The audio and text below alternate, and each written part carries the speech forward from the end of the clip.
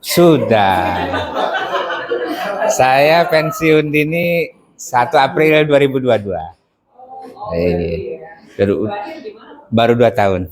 Terakhir di KPP Tegalega. Bandung Tegalega. Terakhir di KPP Tegalega. Sebelum di Tegalega di KPP Kebayoran Lama.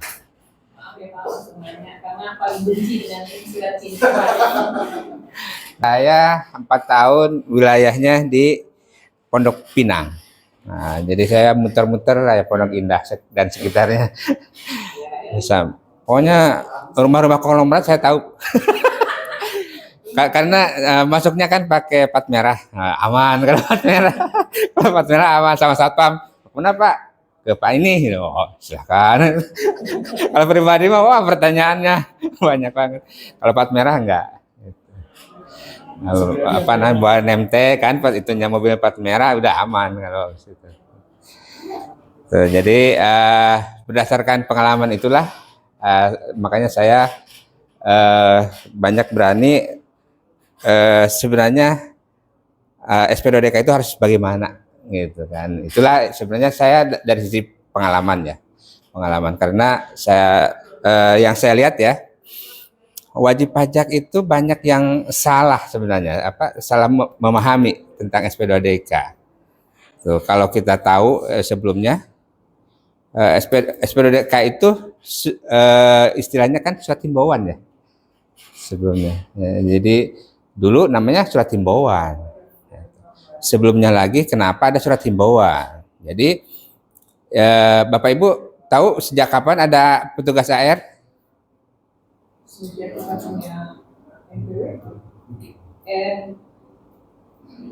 Sejak modernisasi DJP. Modernisasi DJP itu tahun 2007. AR pertama kali tahun 2002 di LTO. Kalau Bapak Ibu baca Undang-Undang KUP, tidak ada AR, petugas AR itu nggak ada. Pengawasan itu ya pemeriksaan. Nah, kenapa ada AR? Untuk menghimbau, asalnya kan gitu, makanya kemudian produknya surat himbauan. Oke, lanjut aja. Ini saya sejak pensiun dini Bu mendirikan Wotek Consulting Indonesia dengan Pak Ferdian. Ini partner saya sama satu lagi Pak Andri. Ya pokoknya kalau Wotek Consulting itu apa aja lah pokoknya terkait dengan pajak bisa kita handle. Next, agenda kita sebenarnya ada 3 ya terkait dengan kertas kerja. Kertas kerja itu maksudnya apa yang dilakukan oleh AR di dalam. Gitu. Kenapa ini saya sampaikan supaya Bapak Ibu paham mereka itu bagaimana bekerjanya, kemudian sumbernya dari mana, sehingga kita bisa merespon kan gitu ya. Kalau kita paham sumbernya, berarti kita bisa memahami alurnya kan, harus gitu. Makanya saya sampaikan kertas kerjanya sebenarnya bagaimana, kemudian bagaimana meresponnya dan kemudian bagaimana menghadapi pemeriksaan. Apakah mau di-close di SP2DK, plus minusnya bagaimana, atau kita lanjut ke pemeriksaan gitu. Oke, next. Nah, apa namanya? SP2DK ini atau surat himbauan dulu ya. SP2DK ini adalah kalau sekarang posisi sekarang ini dari APROWEB. Hampir semua dari aplikasi yang namanya APROWEB. APROWEB ini sebenarnya dulu awalnya aplikasi profiling wajib pajak berdasarkan web. Nah, kenapa harus berdasarkan web? Karena sebelum adanya APROWEB, silakan. Sebelum adanya APROWEB, para AR itu bikin masing-masing, tidak seragam, beda-beda. Gitu. Jadi APROWEB itu menyeragamkan cara kerja AR. Jadi kalau Bapak Ibu perhatikan dari manapun contoh-contoh SP2DK itu formatnya mirip sekarang, posisi sekarang ya. formatnya mirip. Kenapa? Karena diseragamkan. Kalau dulu sebelum ada APROWEB, macam-macam surat himbauan itu beda-beda. Satu WP bisa dikasih SP2DK berkali-kali di tahun yang sama. Jadi misalnya tahun PT ABC tahun 2019 misalnya, ya 2019 ini contoh aja ya. AR bisa mengirim surat himbauan terkait 21, surat himbauan terkait 23, surat himbauan terkait dengan biaya X, surat himbauan terkait dengan biaya Z gitu dulu ya, macam-macam. Ada AR yang rajin, ada AR yang males-malesan. Yang penting saya mah kerja. Ingat ya, dulu AR itu sebenarnya jabatan. Banyak AR yang tidak ngerti. Kenapa? Ya saya mah diangkat biar kerja aja. Biasanya juga saya di gudang. Kan itu banyak yang gitu. Yang dulu sebenarnya nggak ngerti. Makanya awal-awal ada yang dapat banyak gitu ya. Ya si WP-nya dapat banyak gitu. AR-nya banyak yang sampai ribuan gitu dia mengeluarkan dalam 1 tahun. Nah, itu dengan APROWEB semua diseragamkan. Kemudian sejak Pak Dirjen yang sekarang 2021 sebelum saya pensiun 2021 itu di dalam tanda kutip dipalidasi.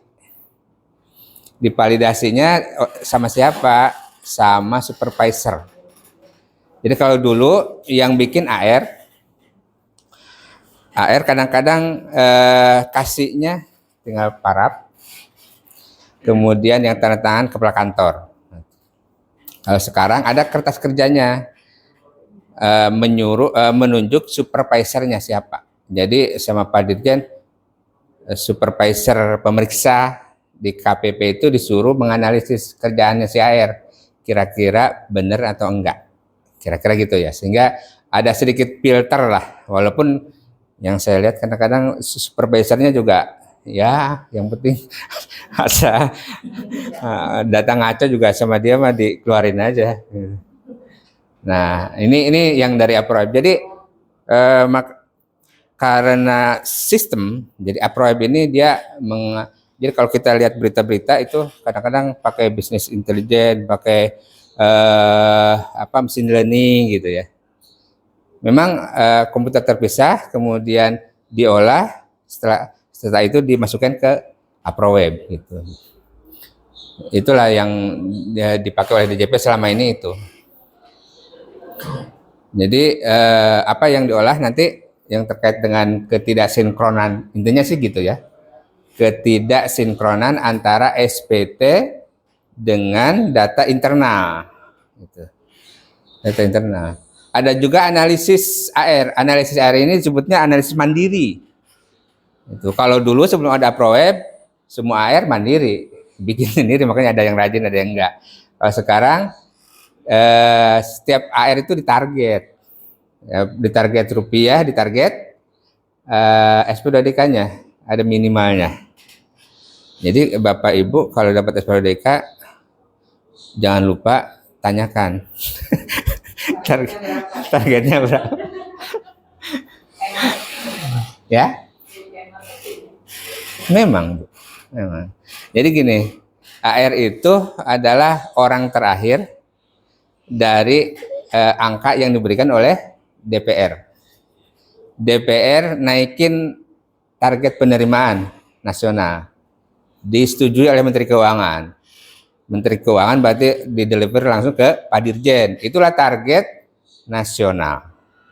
Target nasional dibagi per kanwil. Dibagi lagi kanwil. Itu menentukannya juga rapat. Kanwil ini berapa, kanwil ini berapa. Metode yang dipakainya apa? Metode menghitungnya. Per kanwil. Tiap tahun beda-beda cara menghitungnya. Oke, satu kanwil nasional dibagi kanwil, selesai. Kanwil dibagi per KPP. KPP ini berapa? KPP X berapa? Itu tidak rata. Jadi bisa jadi misalnya tumbuhnya target itu tumbuhnya secara nasional 10% misalnya. Ada juga KPP yang justru turun.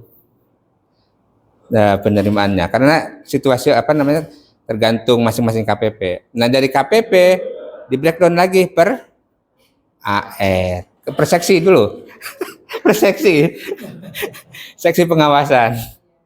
Nah dari per seksi bagi lagi per AR. Kenapa per AR? Karena AR itu yang meng-assign. Jadi setiap wajib pajak diawasi oleh AR. Jadi AR itu ada yang disebut target rutin, target extra effort. Kalau pemeriksa pajak di KPP ada target extra effort. Kalau pemeriksa pajak tidak ada target rutin. Target rutin itu PPN yang setiap bulan 21, 23, badan itu rutin. Nggak diapa-apain, setoran masuk. Nggak ada upaya oleh AR, itu rutin. Nah, kalau extra effort harus ada effort, harus ada usaha. Makanya jurusita dapat target extra effort. Pemeriksa pajak dapat target extra effort. Pemeriksa pajak di KPP ya. AR paling gede extra effortnya karena pembagi habis dia. Yang menghabiskan semua target AR. Gitu. Untuk dapat extra effort itu dari mana? Ya SP2DK. Jadi dia misalnya target 1 tahun itu ya setiap AR. Dalam 1 tahun dibagi lagi gitu, per triwulan. Makanya kadang-kadang kalau ngomong sama AR, ini bulan depan aja ya, oh nggak bisa. Kenapa? Karena dia sudah target per triwulan. 3 bulan lagi ya, oh, harus selesai bulan ini kan gitu. Tapi ada juga yang dari Kanwil atau kantor pusat. Kantor pusat jarang, tapi Kanwil itu biasanya akhir-akhir tahun, ya mungkin akhir-akhir ini. Dalam rangka membantu AR Kanwil itu. Jadi kalau dapat SP2DK-nya akhir-akhir tahun, bisa jadi itu dibantu oleh Kanwil gitu. Karena dia kan dalam rangka mengejar target si Kanwilnya juga. Wah ini misalnya KPP ini targetnya masih jauh penerimaannya gitu. Kayaknya kalau begini-begini aja nggak tercapai, sama Kanwil dibantu support data. Ini WP ini coba di ini, WP ini coba di ini gitu kan gitu. Nah ini dari Kanwil ya, Kanwil. Kalau SP2DK jarang, kantor pusat jarang. Kalau kantor pusat itu dari Direktorat Intelijen, mungkin data PPATK. Kemarin saya ke kantor pusat karena ada data PPATK, atau dari CTA. CTA itu Central Tech Analysis di PKP, Direktorat PKP. Ya, tapi yang paling banyak PKP sih, CTA itu. Cuma ini semua kalau yang kantor pusat sebenarnya dari ke APROWEB juga. Jadi yang APROWEB itu bisa berdasarkan analisis mesin gitu ya. Bisa juga manual, cuma di feeding melalui APROWEB. Nah ini semua di print ke AR, dibuatkan KKA, kertas kerja analisis. Setelah itu di ACC oleh supervisor, maka keluarlah SP2DK. Dan ini pasti dikirim pos. Karena prosedurnya begitu ya, harus dikirim pos. Walaupun ya dapat bisa juga dikirim email atau apa namanya WA ya. Nah, yang lebih praktis WA ya. Ya next. Nah APROWEB ada yang dari, intinya sih gini. Jadi kalau di ini yang tadi saya bilang mesin, sebenarnya secara best practice ini disebutnya CRM, Compliance Risk Management. Ini di apa namanya literatur OECD juga banyak tentang compliance risk management, dan itu adalah sebenarnya sudah umum ya, di otoritas pajak lain juga ada compliance risk management ini. Kalau ILAP ini kayaknya sih kekhususan di kita. Jadi di Undang-Undang KUP kita memberikan kewenangan kepada DJP untuk mengumpulkan data data terkait dengan perpajakan. Jadi ada yang dari BPN, ada yang dari Korlantas, ya kan? Ada yang dari asosiasi bursa, asuransi, macam-macam, banyak. Nanti ada ininya. Next. Nah, oke, silakan. Sebenarnya compliance risk management ini adalah supaya membedakan. Jadi kalau tanpa compliance risk management, semua wajib pajak dianggap sama oleh kantor pajak. Dengan compliance risk management, kan setiap wajib pajak itu punya warna beda-beda, kira-kira gitu ya, menggambarkan. Jadi kalau dilihat warnanya warna-warni, ada hijau, ada merah, gitu kan, ada kuning. Secara detail ini sebenarnya ada kode-kode di dalam di APROWEB. Ini di APROWEB muncul, kode-kode ini di APROWEB muncul. Jadi kalau misalnya X3Y3 ini berarti ini resikonya tinggi. Itu. Nanti AR yang milihin sebenarnya ini mau pakai data yang mana. Itu. Ya, setelah itu baru dia misalnya AR mau pilih data yang ini paling atas. Itu banyak. WP-nya itu banyak, bisa misalnya 100 gitu. Dari 100 itu dipilih juga mana yang sama dia mau dikeluarkan. Next. Nah, compliance risk management ini juga ini bagian dari internal DJP ya.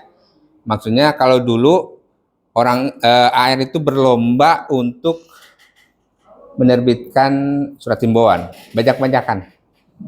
Targetnya paling banyak, paling berprestasi. Kalau dulu, kalau sekarang enggak, rupiah. Rupiahnya, bukan SP2DK-nya kalau sekarang. Sekarang itu rupiahnya. Jadi kalau misalnya AR-nya udah tercapai 100%, dia malas bikin SP2DK.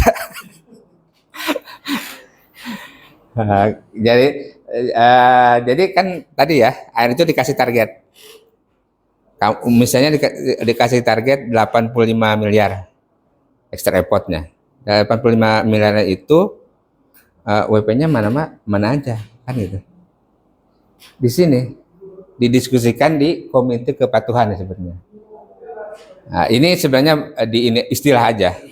Pada intinya dirapatkan dengan kepala kantor, dengan kasih, dengan pemeriksa. Intinya komite kepatuhan ini. Jadi AR ngasih daftar list. Ini yang mau dikasih SP2DK. Ada daftarnya, potensinya berapa, gitu kan? Masalahnya apa? Ada setelah disetujui sama komite kepatuhan baru terbit. Ini ada daftar sasaran prioritas pemeriksaan, ada daftar sasaran pengawasan. Compliance risk management bisa juga mengacu ke pemeriksaan. Jadi pemeriksa bisa menentukan ini risikonya terlalu tinggi dan berpotensi untuk bayar. Ya, jadi nanti ada kriteria kemampuan membayar pajak. Nah, ini bisa langsung ke sini tanpa SP2DK. Jadi kalau ada WP yang tiba-tiba diperiksa, memang boleh secara aturan boleh, tapi saran dari Pak Dirjen sekarang supaya lewat SP2DK dulu. Itu sih kebijakan Pak Dirjen ya. Jadi sekarang Pak Dirjen yang sekarang Pak Suryo itu supaya semua pemeriksaan harus lewat SP2DK dulu. Tetapi itu sebenarnya tidak ada aturannya, itu hanya kebijakan aja. Next. Nah, ini ada kesalahan umum wajib pajak. Jadi kalau dulu ya, karena tadi sejarahnya banyak-banyakan. Jadi bagi sebagian WP yang keseringan dikasih SP2DK justru nggak direspon. Saya sebagai kasih pemeriksaan, kasih pengawasan, kalau lihatnya dari dalam ya, dari KPP, berapa banyak yang direspon, berapa banyak yang tidak direspon itu kebanyakan tidak direspon. Iya, bisa. Kalau kita lihatnya dari internal, dari ini ya, karena kan kita tahu berapa yang keluar, berapa yang benar-benar jadi penerimaan. Gitu. Cuma tergantung airnya juga, tidak direspon, apakah dibiarkan oleh airnya atau ditindaklanjuti gitu. Jadi tidak respon itu kan berarti bandel ya dalam tanda kutip. Karena bisa jadi karena tidak nyampe sebenarnya. Ya. Ada ya pojok-pojok.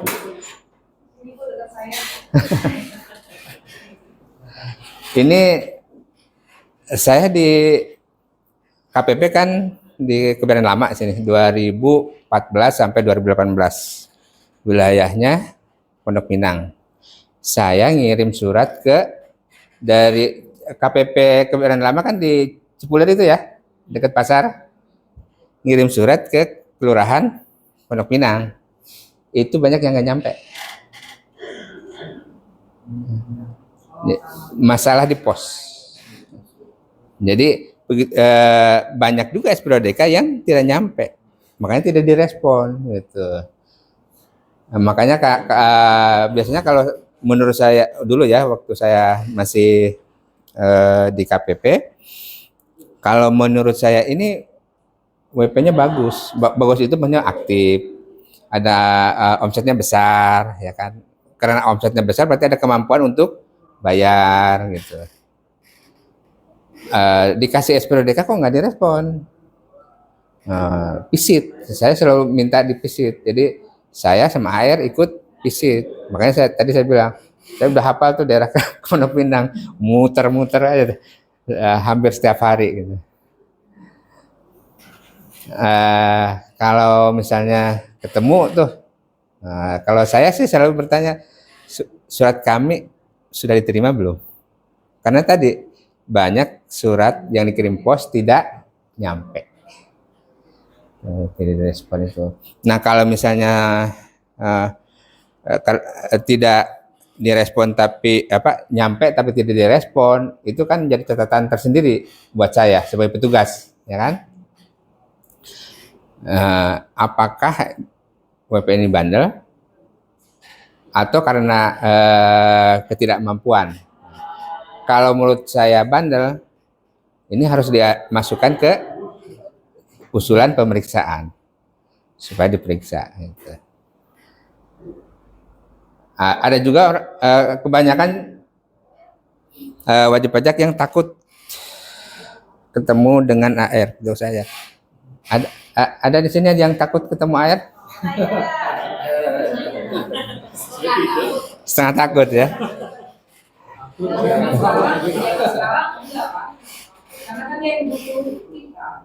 Iya. Target ini. Targetnya masuk neraka ya Pak ya. Karena ini ya Bu, kita ada hal-hal yang mestinya kita yang betul, dia mengada-ngada. Jadi akhirnya menonton ya Bu, yang ini disetujui. Sedangkan itu di pembukaan kita itu sama. Contoh kayak kita ekspor itu di BEP kan ada asuransi Pak. Iya. Itu bagi biar BPKI maupun dari kementerian itu tidak menambah penjualan kita. Ya, maksudnya dia tetap dipaksa enggak. Karena kita ngeluarin asuransi, tapi oleh AN yang memaksa untuk sebagai penjualannya. Ujung-ujungnya dia ngancam periksa. Gitu gimana kalau saya bilang dengan target ke sana gimana? Ada juga ini. Iya. Jadi saya terserah apa yang dia bebankan ketika saya banyak Bu ya. Iya. Kalau saya karena saya lama jadi petugas pajak. Maaf ya Pak. Saya 8 tahun mengawasi AR gitu kan. Saya begitu keluar ketemu sama AR, saya langsung nebak ini AR ngerti atau enggak, ngerti pajak atau enggak. Gitu. Karena terus terang aja, tidak semua AR itu ngerti dan mau belajar.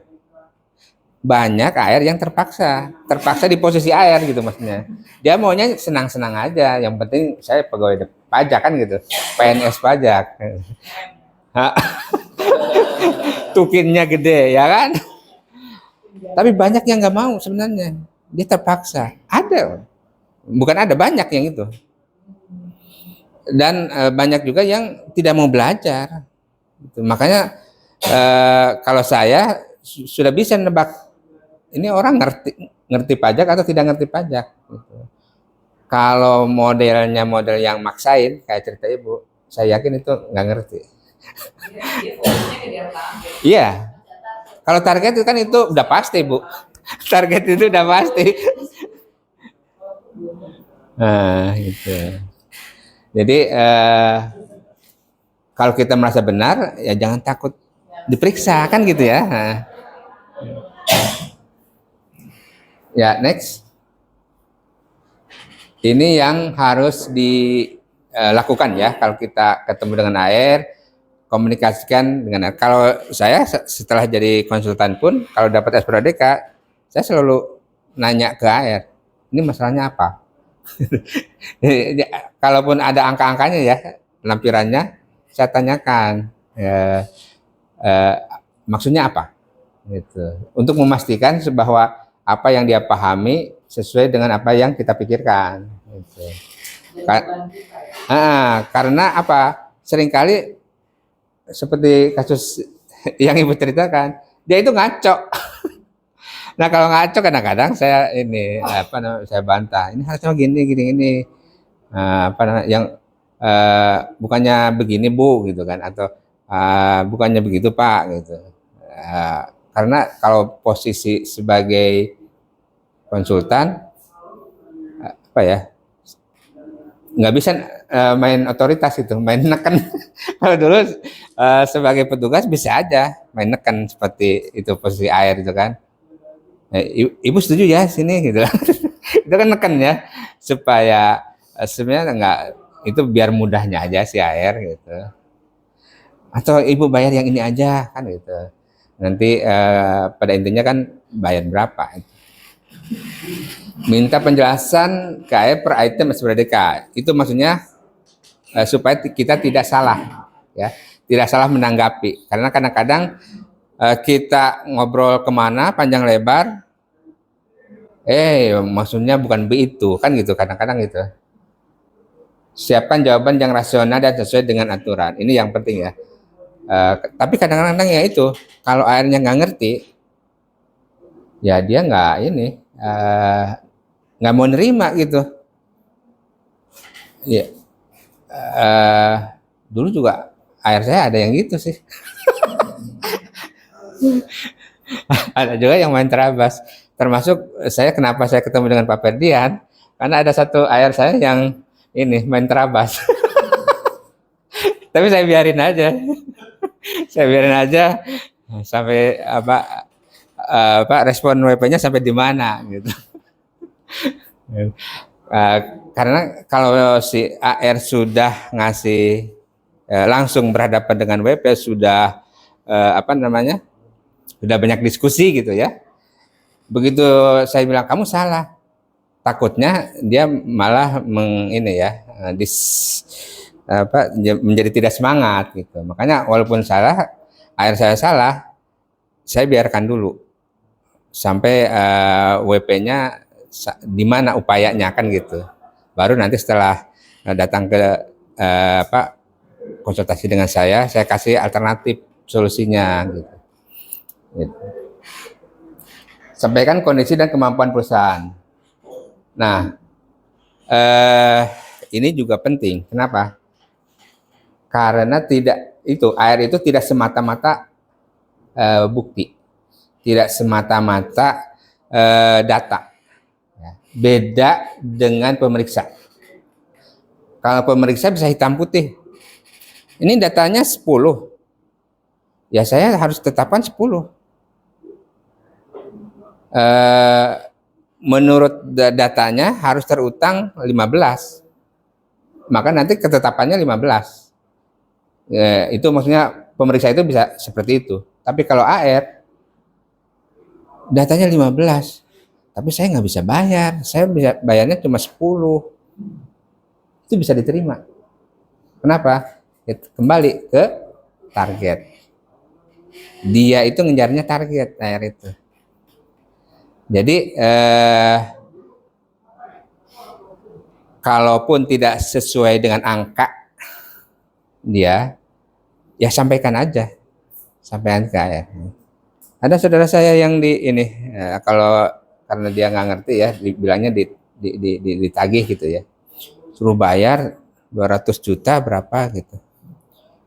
Saya lihat angka 200 juta untuk KPP dia harusnya kecil. Saran pertama apa? Cuekin aja. Wah, ditelepon terus, dibawa terus gitu kan. Ditagih terus ini ya udah datangin aja, datangin, bla bla bla, tetap harus bayar segini gitu. Ratusan juta. Kamu punya nggak uangnya? Nggak ada. Adanya berapa? Kalau 15 juta sih ada katanya. Dari 200 ke 15. Ya udah kamu bilang aja ke sana. Bolak-balik dia ke kantor pajak. Pada akhirnya si AR-nya ngasih kode billing 10 juta. Ini kok 10 juta bulat? Emang ada omset 10 juta angka omset bulat gitu. Tapi dia ngasih angka kode billingnya bulat 10 juta gitu. Kok bisa? Ini omsetnya jadinya berapa yang kamu? Karena dia masih pakai setengah persen, tapi dia sebenarnya omsetnya udah lebih. Gitu. Tapi secara PPH memang setengah persen. Cuma kan waktu dulu PPN itu kalau udah lewat 4,8 kan harus pungut ya, wajib pungut. Itu yang gede sebenarnya itu PPN-nya. Akhirnya dikeluarin kode billingnya PPH-nya aja, bulat 10 juta. Setelah dibayar nggak menghubungi lagi katanya. Ya itu maksudnya, sampaikan sesuai dengan kemampuannya. Ya kadang-kadang si AR itu tidak percaya juga sih. Karena kebiasaan wajib pajak itu kalau cerita di kantor pajak kan yang susah-susah ya. Sementara petugas pajak lihatnya sebenarnya nggak gitu juga gitu. Maksudnya kamu itu mampu gitu. Ada juga yang gitu. Tapi kalau kita punya laporan keuangan bisa disampaikan sih. Apalagi kalau misalnya omset turun ya. Misalnya dulu omset kita 20 miliar, sekarang hanya 7 miliar. Udah kan udah jelas itu kemampuannya turun gitu. Ya, next.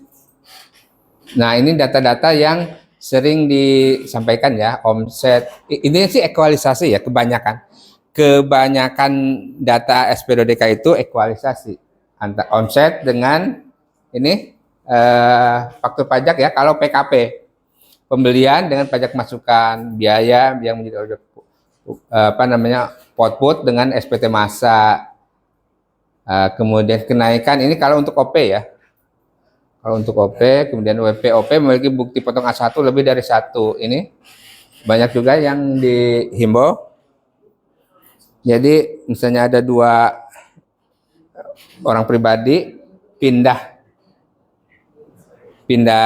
perusahaan kan. Kenapa pindah perusahaan bisa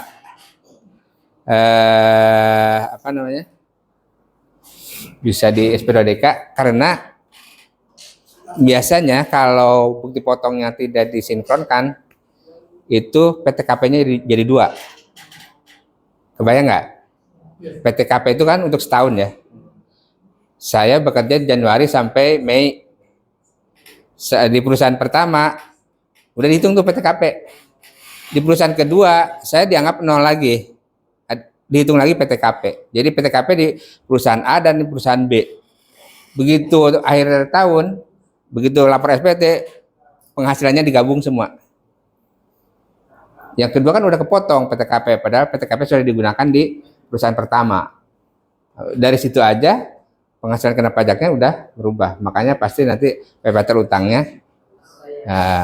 Belum lagi kalau misalnya lapisan tarifnya jadi naik kan, asalnya 5% jadi 15 gitu kan, karena digabung di dua perusahaan. Waktu pajak sudah dikreditkan oleh pembeli, tapi penerbit sudah lapor. Ini penerbit belum lapor. Ini juga banyak ya. Sebenarnya ini masalah lama ya. Dulu itu sebenarnya kalau tidak lapor harusnya penerbitnya yang dikejar. Tapi kadang-kadang si pembelinya juga dikejar ya. Terlambat daftar PKP tertib omset sudah di atas 4,8. Ini juga banyak ya. Kalau sekarang ini ya, ada PMK baru, boleh kita PKP di Januari. Jadi misalnya ini kita mendirikan perusahaan di 2024 ini. Oh, omsetnya ternyata gede. Misalnya 50 lah sampai ini. Nah, ini PKP-nya boleh mulai Januari. Nanti Januari Bapak Ibu bikin perusahaan lagi ya. jadi nol lagi harganya. Gitu aja terus. Kalau PT itu tidak berpengaruh ke branding gitu kan, ke pelayanan, ke apa namanya, ke pelanggan, ya bikin aja. Kan nggak masalah kan, gunakan di PT. Yang penting klien pelanggan semua tahu kita. Gitu. Itu kelemahan PMK yang baru. Orang kantor pusat juga udah tahu ini bisa dalam tanda kutip menjadi loophole gitu. Tuh. Iya. Pajak masukan ini penghitungan kembali kredit pajak masukan maksudnya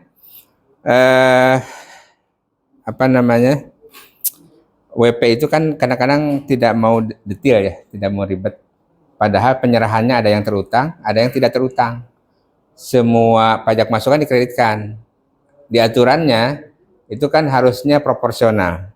Nah, itu hanya sedikit wajib pajak yang melakukan itu. Makanya sering juga diingetin dengan SP2DK. Nah, ada juga yang ini sedan, contohnya sedan ya. Sedan tidak boleh dikreditkan tapi dikreditkan. Kemudian PK-nya dibebaskan, PM-nya masih tetap dikreditkan, kayak gitu. Ini kan sebenarnya dalam tanda kutip ketidaktahuan ya. Kalau ini sih normal. Dinamisasi, nah ini biasanya dinamisasi ini di akhir-akhir tahun ini. Ada yang dapat himbauan dinaikin omset PPh 25-nya? Nggak ada? Ada ya? Oh, berarti lagi bagus Bu, omsetnya naik. PKP Bu? Iya. Kalau PKP kelihatan. Jadi kalau PKP kan menerbitkan pajak ya, kumulatif sampai dengan September misalnya. Tahun lalu cuma 20, sekarang udah 45. Wah, ini 25-nya harus dinaikin. Ini namanya dinamisasi. Dihimbau sama AR. Dihimbau untuk dinaikkan 25-nya. Kalau itu dinegosiasikan aja. Karena apa ya? Itu kan prediksi aja. Jadi tujuan dinamisasi ini sebenarnya supaya pasal 29-nya tidak terlalu besar. Tidak terlalu besar. Ada juga motif AR supaya masuk ke tahun ini kan, ke target dia di tahun ini. Pajak yang terutang sudah dilaporkan tapi belum dibayarkan, contoh PPh final. Tapi ini sekarang sih udah ini ya, kalau dulu yang final itu walaupun sudah dilaporkan, kemudian kan di SPT udah jelas ya, misalnya objek berapa, tarif berapa, terutang berapa gitu kan. Tapi kan nggak diminta bukti potong, nggak diminta NTPN kan ya. Kalau kita melaporkan PPh Pindah, sampai sekarang enggak kan ya? Enggak. Jadi kalau kita melaporkan PPh terutang 200 juta itu, walaupun belum dibayar, ya tetap aja SPT kita diterima. Apakah HR tahu? Kalau dicek ya pasti tahu. Tapi kalau udah final enggak ya kali itu? Sebagian besar HR tidak tahu. Dari mana tahunya? Dari Aproweb. Kalau nggak di feeding nggak. Jadi kita lapor SPT itu kan ke servernya DJP ya. HR tahu nggak bahwa kita lapor? Enggak. Enggak. Kita itu kalau kita lagi lapor SPT, kita itu sedang berhadapan dengan komputer. Nah, jadi ya nggak ada yang lihat SPT kita sebenarnya. Yang lihat itu adalah komputer. Gitu. Makanya ada tadi mesin compliance risk management dengan metodenya yang macam-macam. Nah kalau sudah ada trigger, ada masalah, baru dibuka SPT kita sama HR tugas. Kalau nggak ada itu, ini WP siapa ya yang mau itu? Apakah tiba-tiba cuma apa yang terlintas saja di pikiran kan gitu? Kan nggak boleh gitu cara kerja petugas pajak. Tetap prioritas, ada prioritas tadi yang X3 Y3 gitu. Harusnya kan gitu ya. Tapi kalau akhirnya sudah penguasa wilayah, biasanya tahu ini pengusaha yang sukses, ya kan? Dia tahu tuh kalau di kota, tapi kalau di Jakarta nggak terlalu ya. Di daerah biasanya, di daerah tahu. Apa namanya? Ini perusahaan besar. Ini sebenarnya tokonya rame, gitu. Tahu ya. Kalau yang udah lama di situ. Tapi kalau Jakarta jarang ada yang memprofiling seperti itu. Kalau di Jakarta itu benar-benar mengandalkan Aproweb. Karena terlalu ini ya, rame itu Jakarta itu. Ya rumahnya di mana, usahanya apa, karena kadang-kadang nggak tahu. Gitu. Berbeda dengan di daerah, kelihatan kan? Kalau di daerah kan kelihatan ada pabrik, misalnya ada pabrik mie gitu kan, pasti tahu ini yang punya siapa gitu. Oke, next. Nah ini contohnya ya, omset yang patut pajak ini di SPT masa PPN di sini dengan yang di sini ini tinggal di ini aja di cost. Ini by mesin bisa, yang tadi ya. Tinggal di cross check sehingga begitu masuk ke Aproweb tinggal si WP itu si AR itu tinggal milih WP mana yang mau diterbitkan SPODK. Kalau ini paling gampang, ini contoh equalisasi yang paling gampang. Next. Ini kadang-kadang ada memang kasus tertentu WP itu tidak harus sama ya. Antara omset di PPh dengan omset di PPN. Nah ini salah satu contohnya ya, bahwa tidak semua. Tapi kadang-kadang AR juga nggak ngeh itu. Pokoknya beda aja dikasih SPODK itu. Nah kita lah maksudnya WP yang harus menjelaskan. Karena kadang-kadang AR juga nggak tahu ini sebenarnya usahanya apa, gitu kan? Kecuali sudah di visit dikunjungi. Next. Nah, pembelian. Nah, ini juga banyak data-data ini yang saya tahu. Di kepalanya petugas pajak, pembelian dengan pajak masukan harus sama. Kalau beda, biarkan WP yang menjelaskan. Karena kita beli kan belum tentu pakai. Iya, betul. Tapi mereka kan nggak lihat itu, Bu. Iya betul. Apa namanya? Makanya biar wajib pajak yang menjelaskan gitu. Tapi kalau ada beda, pasti masuk ke SPDK kalau yang ini. Antara ini di SPT PPN dengan yang di sini Bu.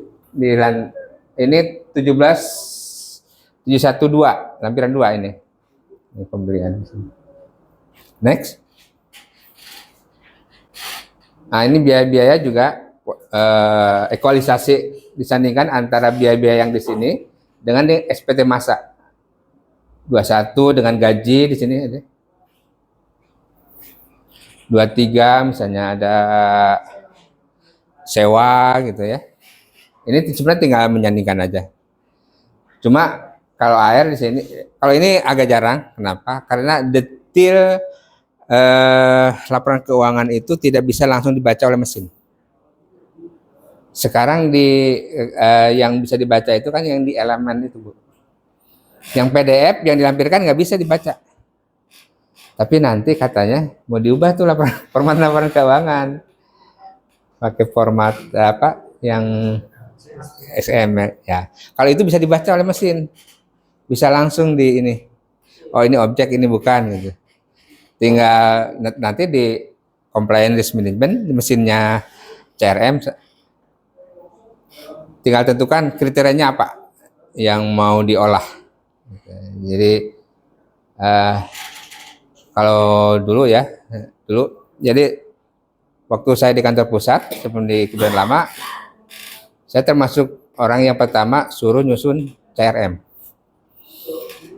Nah itu dulu beberapa kali ketemu dengan orang Australia. Di Australia itu gimana bikin nyusun compliance gitu kan. Kita juga mengacu ke yang biasa dipakai di Amerika gitu. Waktu saya di kantor pusat sih kendalanya di mesinnya belum ada yang bisa dipakai. Tapi sekarang dengan APROEP lama-lama dipaksakan untuk digunakan. Makanya awal-awal datanya kacau juga. Tapi sekarang saya lihat udah lumayan lah, bahwa nah, dan itu compliance risk management itu rumusnya bisa diubah-ubah. Kalau best practice-nya itu gitu. Rumus yang mau kita kantor pajak mau tembak gitu. Makanya setiap tahun suka ada itu ya, WP mana yang mau diawasi gitu, di berita. Kalau Bapak Ibu sering ini apa namanya, baca memantau berita pajak, suka ada tuh tahun ini yang mau diawasi benar-benar sektor apa. Dan itu karena kaitannya dengan compliance risk management juga. Gitu.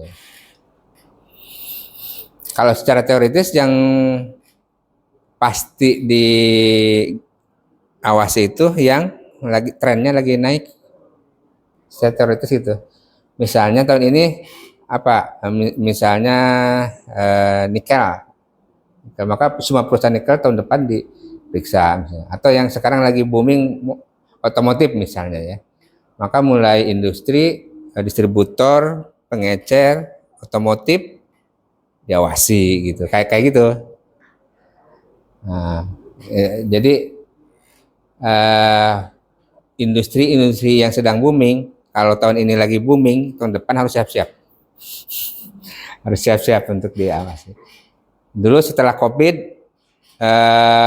wajib pajak yang bagian alkes, pokoknya yang terkait dengan kesehatan pada dikirimin SPDK, diperiksa gitu. Jadi target. Kenapa? Ya asumsi orang pajak, perusahaan-perusahaan kesehatan, alat kesehatan, kemudian terkait dengan proyek-proyek kesehatan, dapat order pada saat COVID. Banyak duitnya. Banyak duitnya berarti ada kemampuan bayar kan?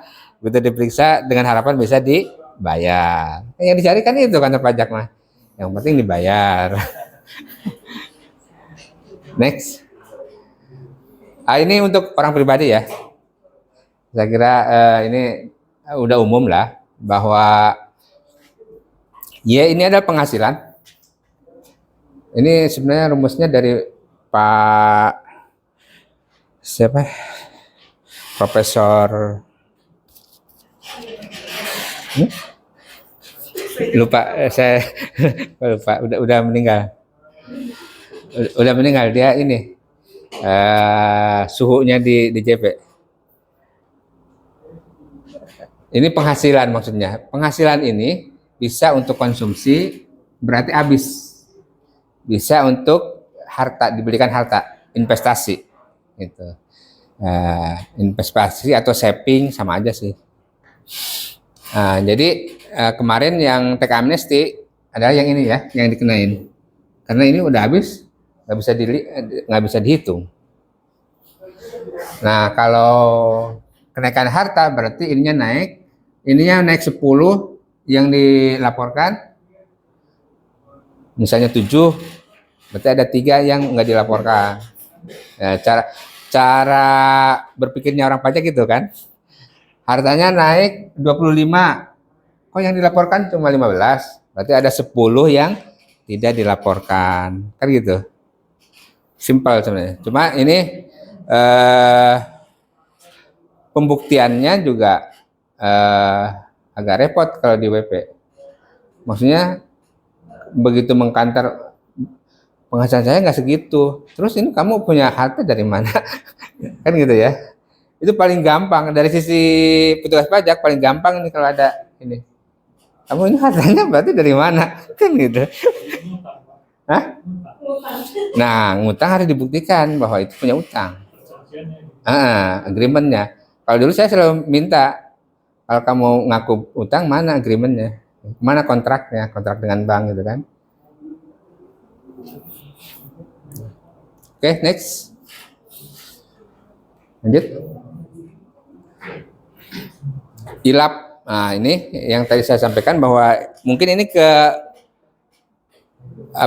khas kantor pajak Indonesia gitu. Ininya juga pasalnya pasal 35A. A ini adalah sisipan. Jadi begitu lahir Undang-Undang KUP nggak ada pasal tentang ini. Tapi kemudian para pimpinan DJP merasa butuh data pihak ketiga. Dulu zamannya Papung yang paling getol minta ini data-data ini. Bapak Ibu tahu Papung kan? Hadi Purnomo terakhir kepala BPK. Sebelum menjadi kepala BPK ada. Setelah dari DJP dia di BIN, wakil ketua BIN. Wakil ketua apa direktur gitu. BIN. Nah ini dia gosipnya pada saat ke BIN ngambil data ini dia ngambil data yang dikumpulkan oleh DJP. Setiap instansi pemerintah, lembaga, asosiasi dan pihak lain disingkat ILAP wajib memberikan data. Ini kata-katanya wajib. Ini kalau yang menyampaikan Pak Hadi Purnomo, kata wajibnya selalu menjadi penekanan. Wajib. Karena dia semangat banget kalau menyampaikan pasal ini. Wajib memberikan data dan informasi yang berkaitan dengan perpajakan. Dan ini sudah berjalan ya. Ini sudah berjalan. Masalahnya kemarin itu adanya di NPWP. Datanya banyak, tapi data itu punya siapa? Masalahnya di situ. Nah, sekarang makanya dikaitkan dengan NIK. Kalau saya, tebakan saya, kenapa NPWP orang pribadi mengalah menjadi NIK? Karena data ILAP. Data ILAP-nya nggak ada NPWP orang pribadinya. Tapi kalau NIK-nya ada. Jadi daripada 2 kali kerja, NIK-nya yang ini. Itu salah satunya. Salah satu alasannya. Kemudian dari pasal 35 itu diturunkan dengan PP 31 2012. Terima kasih sudah menonton video Agus Pajak. Channel Agus Pajak menyampaikan materi pajak lebih banyak daripada channel lain. Subscribe channel Agus Pajak, maka Anda akan selalu update peraturan perpajakan. Nantikan terus video edukasi perpajakan di channel Agus Pajak.